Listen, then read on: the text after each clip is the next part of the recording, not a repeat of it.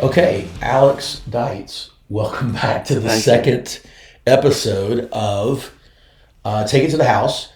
I'm Drew Robinson, and we talked last week in our inaugural program about college football. We kind of introduced the playoffs a little bit. We had some audio struggles, and I think today it's going to be a little bit better, and we'll just keep making adjustments and improving as we go along. But first segment, Alex, just want to ask you, because we're probably not going to talk about this again for a long time, but just sort of wrap up the discussion of college football.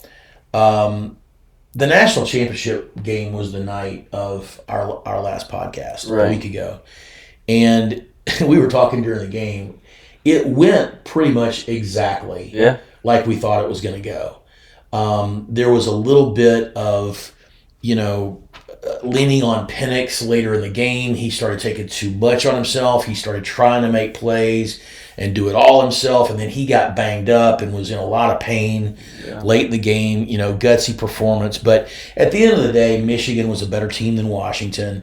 They dominated the line of scrimmage just like they did with Alabama, and it was one of those things where it could have been close. Maybe if Penix had been a little bit better decisions and probably not banged up, maybe he brings them within one score. But at the end of the day, they had the big pick, and it just wasn't close at the very end. But what were your thoughts, just to sort of wrap up that game? Yeah, I thought, like you said, the line of scrimmage was controlled by Michigan. They obviously broke a couple big runs early. I think that takes the air out of your building. I also thought, coming out of the second half, that just a poor decision and a late throw, even if it was tipped by Penix. So right out of the gate, you turn the ball over to the Michigan team that's already showed no signs of stopping, especially in the run. And I thought that was a pivotal moment in the game for sure. And so I just, like you said, I thought Michigan was a better football team, and they're really better in all facets of the game. J.J. McCarthy played his role well, managed the game solid, made a couple throws, and then the running attack was it was big time. Do you buy into any of this sort of, Barry Bonds home run record, Jim Harbaugh sort of asterisk after winning his first national championship? How do you view that whole, scandal, if that word is right one? I think just from what I can understand, it sounds like, the sign stealing or whatever you want to call it. It sounds like other programs do it. For me, I don't think there's an asterisk. I still think he's, one heck of a coach. And so when I think about it in totality, his time at Michigan and this year and this season, I don't put an asterisk by the championship for me personally. So, yeah, my whole thought on it was that seems like a dumb thing. There was an old clip of you probably remember videos. I know you're a little bit too young, but you remember Marty Schottenheimer. Right. He coached the Chiefs to some playoffs. He was a Browns coach for a while. Didn't have a great little stint with the Washington Redskins, but legendary coach, and his son still coaches. I think he's with Dallas now. His family actually lives here in Middle Tennessee. But anyway, Marty Schottenheimer had a famous mic'd up quote when they had the old NFL films, and I think he was with the Chiefs at the time. But he was he had one of the players kept yelling that he's getting held, held. And then Marty had him coming over, and he said, "Are they holding you? Are they holding you?" And he goes, "Yeah, coach, they're holding." He goes, "Don't let them hold you. Don't let them hold you." And so his whole point was, if you're getting held, you've got to be able to be willing. And another old player, Deacon Jones, used to say, you got to be able to administer your own justice on the field. And the thing is, when it comes to stealing signs, don't let anybody steal your signs. Right. Yeah. I mean, I was an offensive coordinator, and I used to make posters that literally had no meaning at all, because I just thought it was hilarious how other teams would try to make something. Right. They're looking into it. Okay, now they're holding up the Baltimore Orioles with LeBron James and a red triangle. And every time they do that, go ahead, try to figure it out. To me, it's up to the offense to not allow your signals to get stolen. McCarthy made the comment, I think it was before the game, in one of the press conferences, that Ohio State was stealing signals from them for years. And look, I'm not. I've mentioned this before. We'll get to Saban in a second. Nick Saban was a very successful coach, and kudos to him, deserving all of his achievements. But one of the things that Nick Saban did is he did whatever he needed to do to win. And that doesn't mean that he cheated, but what it means is there are a lot of quote-unquote unspoken rules. There are a lot of rules that are just sort of arbitrarily written. And this is true in high school with recruiting. It's true with colleges and recruiting. There was like some burger thing with Harbaugh at the beginning of the year, which is why he pulled himself out for a couple games. And so I just think a lot of the stuff that surrounds those rules are the fault of those who wrote the rules. Right. And so when you're going to have arbitrary rules just so that some governing body can come in later and say gotcha whenever they feel like it because somebody doesn't like you, then that to me is the epitome of corruption. And I think that's the NCAA. Yeah, 100%. And it's, I don't have a ton, I haven't researched it a lot, so I can't really speak on it, but I agree, just like in the whole heart what you're saying when it comes to Harbaugh, and just other teams are doing it. Like, how can you hold one guy accountable but not, 20 other schools? Like, I just don't understand. And sign stealing. Right. Really? Right. Sign stealing? So you're not allowed to look at what 1 million Americans can see? Right. And 100,000 people can see in the state. You're not allowed to look at it and then go back and study it? To me, that's just tendencies. Right. You're studying somebody's tendencies. And, if you want to try to steal signs, then go for it. Look at my beloved Buccaneers in 2002. John Gruden had that defense completely prepared for Rich Gannon, and because Gruden was just the offensive coach and the head coach of the Raiders the year before. And then his first year with Tampa, they go to the Super Bowl, they play the Raiders, and they get 3 picks. 2 of them were pick sixes. Wow. They knew everything Rich Gannon was going to do before he did it. Wow. And to me, that's on Rich Gannon and the Raiders for not changing stuff up. Some of the nuances. It was literally the same terminology, And Peyton Manning was always changing stuff, and they had Ray Lewis on last night with the Buccaneers-Eagles game, and Ray Lewis was always trying to figure out what Peyton Manning was doing. Right. Peyton Manning talks about one of the great plays that anybody ever made on him was when Ed Reed faked a shift to cover 3, and then he went back over to the hash because he just baited Peyton into throwing the corner route and came up and made a big pick, Ravens against the Colts. And Peyton's like, he studied the film. He figured it out because he knew as soon as I see the safety turn his hips, I'm throwing the corner. Yeah. And then Ed Reed came over the top and made a great play. So that's just the gamesmanship. That's part of, the chess match of football. Well, on to Saban, there are just a couple other things. I've expressed kind of my personal reasons why I've never been a fan of Saban. I've had a hard time cheering for Nick Saban. It's funny, but as soon as Nick Saban left Alabama, I realized something about myself. And when you're a fan, you're driven by emotion, right?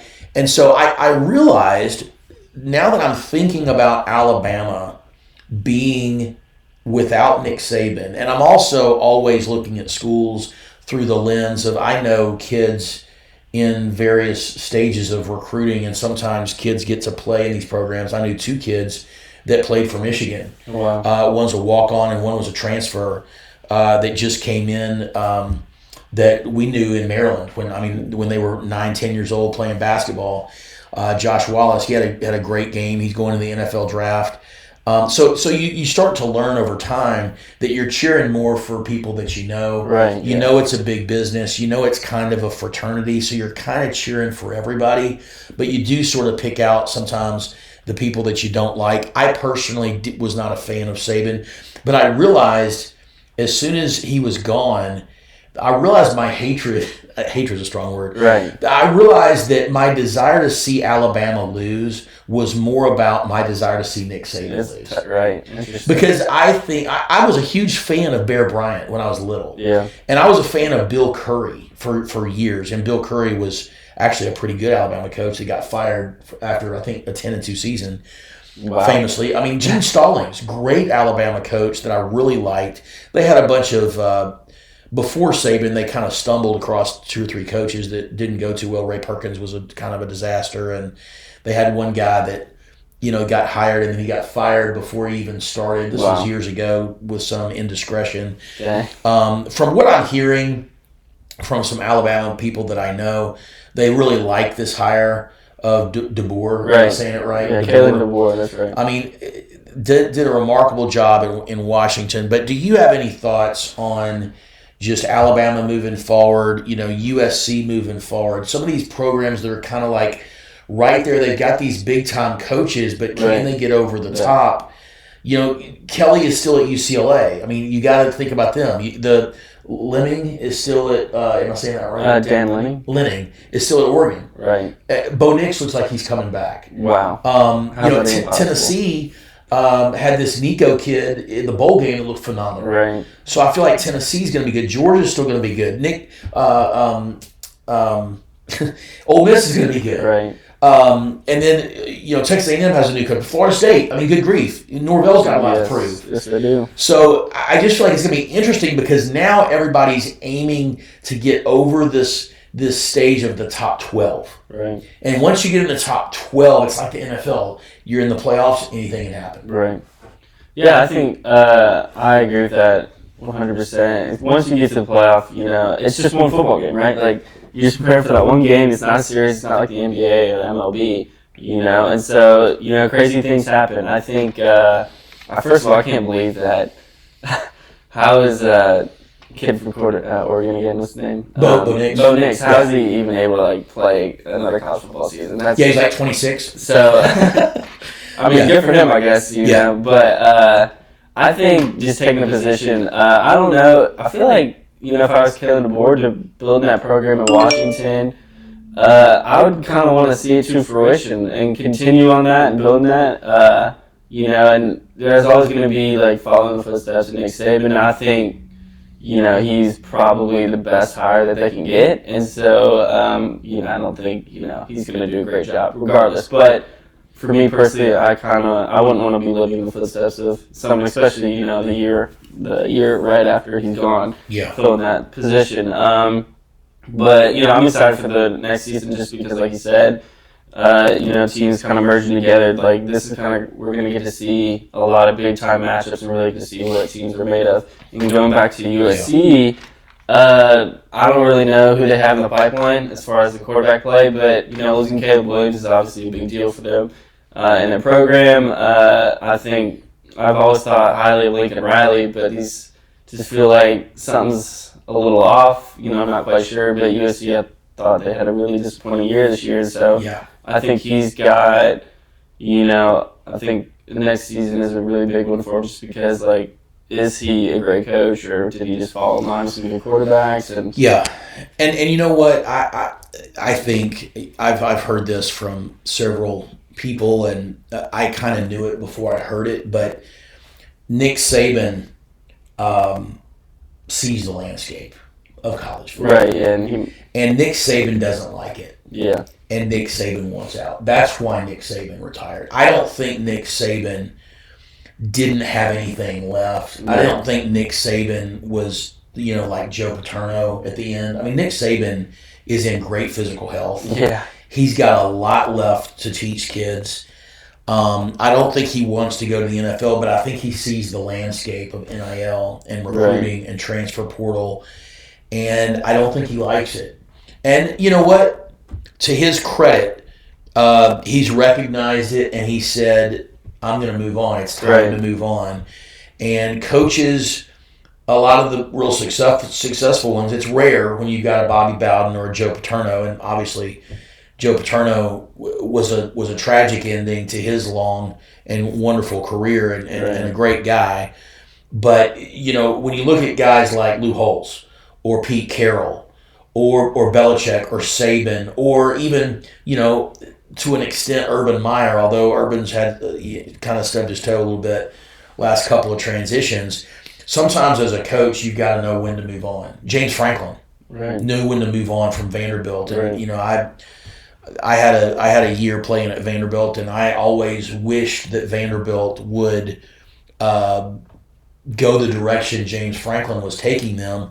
But that's another whole story. We could do a whole show on Vanderbilt, but they're not ever going to be successful in football, in my opinion. I agree. And it's going to get worse, and they're going to get more locked into the SEC. Because if you're a pure football fan, you just want to say, let's get Vanderbilt out of the SEC. Let's get some of these doormats out of these big conferences. But they're getting money, right? And these universities don't care about football, but they care about money. Yes, and that's what Vanderbilt is. So anyway, it's going to be interesting to see. Just a couple more things to mention. Louisville, I think Jeff Brom is going to be somebody to be reckoned with as he keeps going, because I think a program like Louisville that's not a traditional blue blood program, they're going to benefit from this NIL, and we'll see how year 2 goes for Dion in Colorado. And Dion is, I believe, Big 12 now. Yes. Is that right? That's right. And so, of course, winning the Big 12 next year with no Oklahoma and no Texas is not beyond the imagination at all for Colorado this year. Not only that, but to all these Texas teams going up to the mountains to play in the cold. Florida football, Texas cold. Yeah. And I've been saying all year, as soon as Dion gets him, linemen and kind of build those trenches up, he's going to be just fine. So, all right, we'll wrap up college football. That'll do it for segment 1, and then we'll move into playoffs and kind of go from there. So this is Take It to the House with Drew Robinson and Alex Deitz.